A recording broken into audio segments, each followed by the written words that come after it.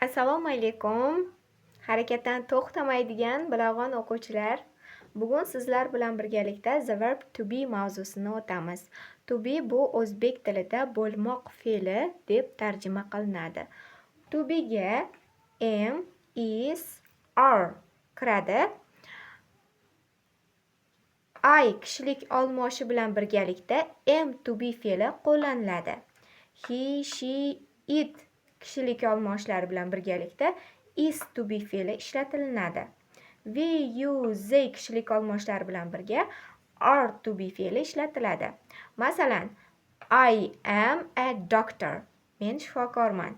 He, she is a pupil. U qiz bolaga va o'g'il bolaga nisbatan u o'quvchi. It is a pen. U ruchka, jonsiz narsaga nisbatan.